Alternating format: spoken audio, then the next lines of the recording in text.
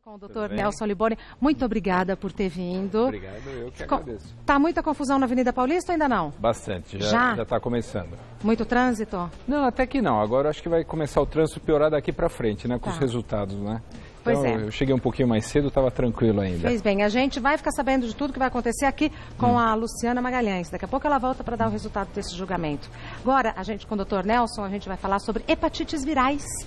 Tá tendo um surto de hepatite viral em São Paulo?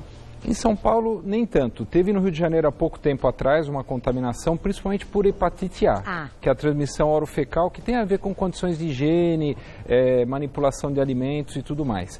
E relação sexual sem preservativo também? Sim, sempre, sempre. Tem que tomar esse cuidado para evitar de ter. Então, não é só isso, né? Tem as doenças sexualmente transmissíveis, né? HPV, AIDS, né? Que a gente precisa tomar cuidado sempre, né? Mas é que normalmente, a minha impressão, a gente fala sobre sífilis, a gente fala sobre vírus HIV, mas a gente não fala de hepatite A, que também é um risco de contaminação no sexo sem proteção. Exatamente. Né? A transmissão da hepatite A, ela é orofecal. Em algumas situações, sim, na relação sexual você pode pegar. Mas da relação sexual é a B e a C, né, que você vai... que é complicado, né? Isso, que aí você pode ter essa complicação. O problema é que às vezes a gente fala de AIDS, a gente dá muita importância para a AIDS e as pessoas estão considerando a AIDS até como uma doença crônica. Exato, doutor. Elas perderam o medo da AIDS, isso é uma coisa preocupante. Exatamente, e a hepatite doutor. tem mais casos do que de AIDS e ninguém fala de hepatite. Mas a gente vai falar aqui. Isso. E são várias, né? Isso, vários exatamente. tipos de hepatite, vários vírus. A B, C e D, que é a delta, né? São 95% das hepatites conhecidas. As outras são um pouquinho mais raras, né? Nunca ouvi falar, para ser bem sincera.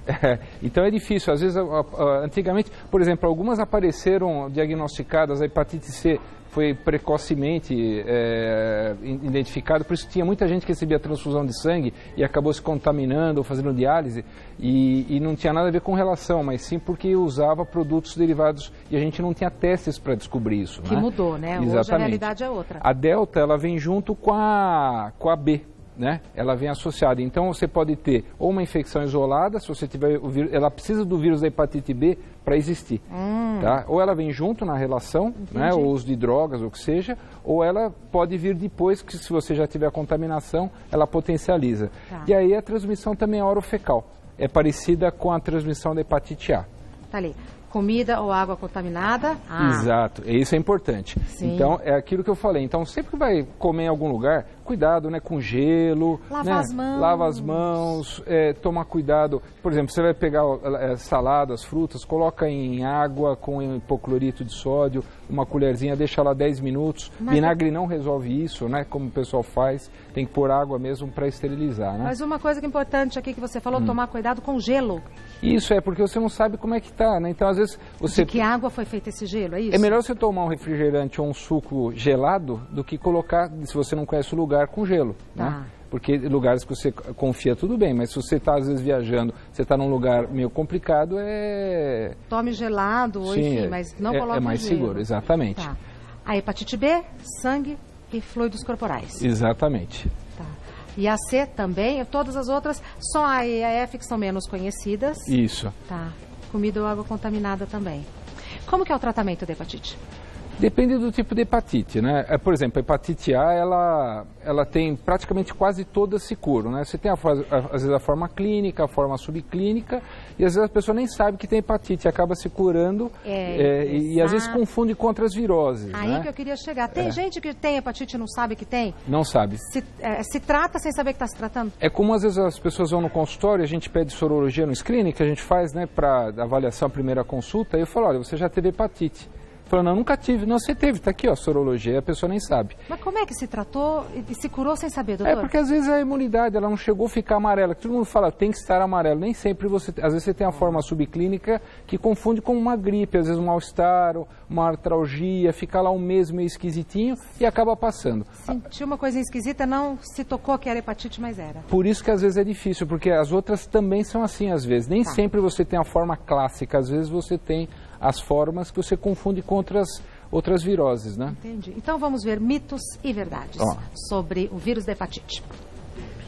É mito ou verdade que a patologia só afeta o fígado? Não. Quando a gente tem uma infecção, a gente tem que lembrar, é mito, que ela não é localizada, você vai comprometer todo o organismo. Então, por exemplo, a hepatite C aumenta o risco de diabetes, você pode ter na hepatite A ou na hepatite B ou C, se você tiver complicação hepática, você pode ter alterações neurológicas, você pode ter aparecimento de líquido no abdômen, você pode ter coceira no corpo, é imenso, então não é uma coisa, porque o fígado é um filtro do organismo, né? E ele também ajuda a manter a taxa de açúcar no organismo para você poder produzir tudo.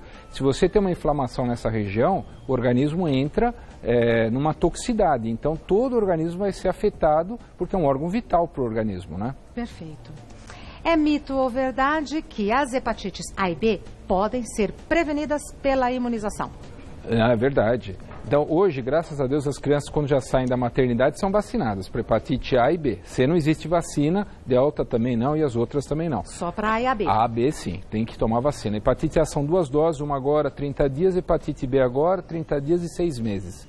E aí você fica imune e aí é melhor do que você contrair a virose. Uma dose única? Não, uma dose, uma só. Nesse período, exatamente. Não precisa repetir, por exemplo, igual de febre amarela depois de 10 anos. Algumas pessoas, por exemplo, da área de saúde, a gente reforça depois de 10 anos, por segurança. Perfeito. Tá? É mito ou verdade que o beijo pode transmitir esse vírus? Não, é mito. Mas... Ufa. Mas, né, se eu tiver algum machucado na boca, se eu usar um fio dental e tiver alguma coisa sangrando, se eu tiver alguma ferida que possa permitir, pode acontecer. Não é tão comum, mas pode acontecer. Aí então é a tal da troca de fluidos corporais. Exatamente. Que aí vem pelo beijo. Exatamente. Tá. É mito ou verdade que, quando se tem a doença, o ideal é comer várias porções de doces? Não, Deus me livre. Não, isso a gente fazia antigamente, tinha que ficar em repouso. Fazia antigamente? E a criançada adorava ter hepatite A porque comia chocolate, era um mimo só. Não, hoje o que você tem que fazer, quando você tem hepatite, é repouso, né? Não pode fazer atividade física, até para não sobrecarregar o fígado. E você tem que ter uma alimentação balanceada, com pouca gordura, para não forçar. Né? E comer o que você sente à vontade. Estou com vontade de comer fruta, eu como, um suco, e a pessoa perde um pouco o apetite. Imagina. Mas não é necessário ficar comendo doce, eu acho que até às vezes piora, né? E nesse repouso é mais ou menos quanto tempo de repouso, em linhas gerais? Normalmente, assim, o período de incubação da doença, às vezes é longo, né, que a gente viu ali. Quando você manifesta a doença, normalmente você fica até 30 dias para desaparecer aquele amarelão, aquele estado... Bastante. E às vezes até 6 meses para se recuperar totalmente do fígado. Então, normalmente, quando cai as taxas de enzimas hepáticas que a gente colhe no sangue e a pessoa já tem uma melhora clínica, a gente começa a liberar para atividades mais leves e com 6 meses, atividades mais intensas. Um tratamento longo. É longo. Sério? Né? São 6 meses para o fígado entrar em equilíbrio novamente. Tá. É mito ou verdade que pessoas com hepatite têm maiores chances de desenvolver câncer? Sim, é verdade, é verdade. O processo inflamatório e a cirrotização pode desenvolver mais câncer. Então, quem teve a hepatite B e C, obrigatoriamente no seu acompanhamento médico, tem que ser feito um acompanhamento com ultrassom, que é um exame bem simples, né, para detectar, e exames de sangue, para se detectar se num período mais prolongado, que são 20, 30 anos, se aparece alguma lesão cancerígena ou não. Tá. É mito ou verdade que crianças são mais suscetíveis ao vírus da hepatite A? Ah, sim, né? Porque criança está toda hora pondo a mão na boca, pega objeto que está no chão, elas estão em creche, às vezes mexe em fezes, é assim mesmo, né? No tanque de areia. Isso, aí pega, é comum em criança. Tanto que isso é uma coisa importante, até quando o médico pega alguém que tem um quadro clínico suspeito de virose, até para saber se ela viajou para algum lugar endêmico, se ela está em creche, o que ela comeu, se tem mais alguém na família que teve, por causa disso. Tá. Agora as perguntas enviadas pelas pessoas de casa. A Ana Maria Barros pergunta: tomei apenas 2 doses da vacina contra a hepatite B. Se eu tiver contato com o vírus, continuo tendo chance de contrair a doença ou não? Então faltou mais uma dose. Tá? É completa. Então aí você tem que fazer depois que você toma a vacina, a gente faz, um ano depois, a gente faz a sorologia, e se vier o anti-HBS, que a gente chama no exame de sangue, positivo, você está imune, tá? Então seria interessante ela fazer o exame para ver se houve viragem ou não, senão tem que fazer um reforço da vacina. Tá. Nesse caso, só um reforço ou precisa retomar todas as doses? Não, só o reforço. Outra pergunta, o Carlos Lisboa. A hepatite pode propiciar o desenvolvimento de diabetes? Sim, existem alguns estudos que eles perceberam que quem tem hepatite C tem 4 vezes mais chance de desenvolver diabetes tipo 2. 4 vezes? Porque ele atrapalha a produção de insulina e a resposta da insulina com açúcar. E tanto quando você dá os remédios para reverter o processo de replicação viral e o doente se cura, o processo de diabetes desaparece. Tá. Então isso é uma coisa interessante. Respondido, né, Carlos? A Joyce Aparecida pergunta, a cirrose no fígado causada pela hepatite C tem cura medicamentosa?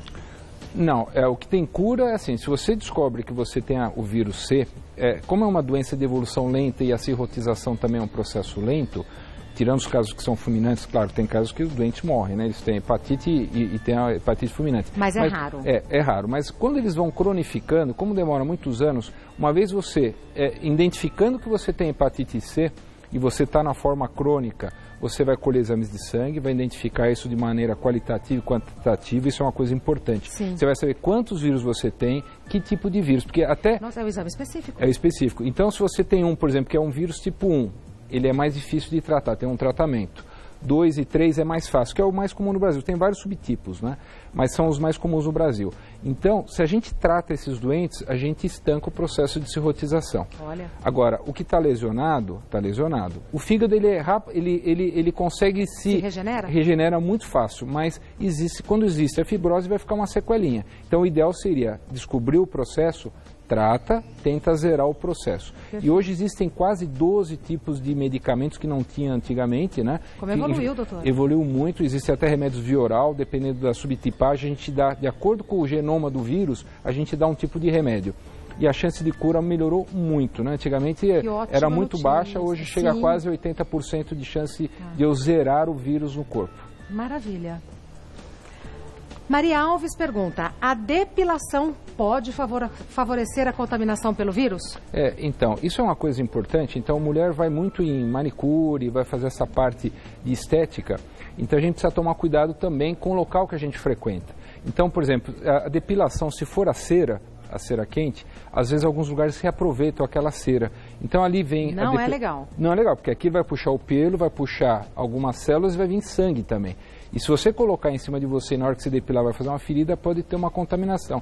E esses vírus são muito resistentes, às vezes ficam 4 a 5 dias livres no ambiente e pode ter isso. Então, pegou a cera, joga fora. Mesmo se a cera for fervida e depois filtrada? Exatamente. Mesmo? Precisa tomar cuidado. E aí, isso é muito importante, doutor. Materiais de limpeza, tipo alicatinho. Se você puder, leva teu kitzinho para ela, pergunta para a tua manicure, pedicure, qual material que você gostaria para deixar ela mais à vontade e leva. E esmalte? Supondo que eu tenho um machucadinho na unha, a manicure me passa um esmalte, esse mesmo esmalte que foi da minha unha... Aí já é mais difícil, porque ela só vai passar por cima, já não tem aquele atrito, então é uma coisa diferente. Você picar, vazar sangue e aí contaminar. Mas respondendo a Maria Alves, sim. Sim, dependendo é possível. Então, dependendo do lugar que você faz, você precisa tomar esse cuidado. E, na dúvida, melhor a cera descartável.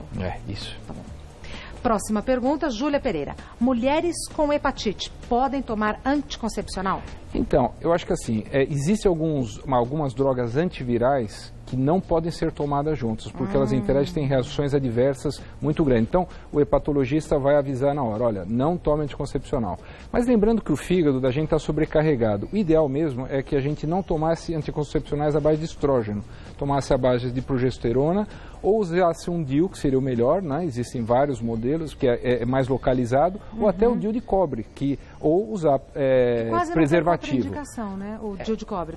Aí seria melhor. Aí eu acho que seria mais prudente. Eu gosto de suspender o anticoncepcional, aí quando dá o tratamento, você acabou de dar o antiviral, por exemplo, a hepatite B e C, que é crônica, sim. A hepatite A não, porque você pegou em 30 dias, curou, acabou. Mas a hepatite B e C, né? Que cronifica. Então, nesses casos, a gente faz o exame em 6 meses, zerou, ficou bacana, dá 2 semanas e começa a reintroduzir o anticoncepcional. Eu acho que seria mais prudente. Mas tem gente que mantém o anticoncepcional e só dependendo do tipo de droga não dá para dar. Aí o próprio médico vai informar isso. Entendi. Muito bom ter o Dr. Nelson aqui. Eu sempre fico com algumas dúvidas, eu gostaria que o senhor voltasse. Tá bom, vai ser um prazer. As perguntas são sempre infinitas. O Dr. Nelson Liboni é cirurgião gastrointestinal. O site dele, clinicafactum.com.br. Tá bom. Muitíssimo obrigada. Bom final de tarde, bom feriado. Você também. Muito obrigada. Você sabe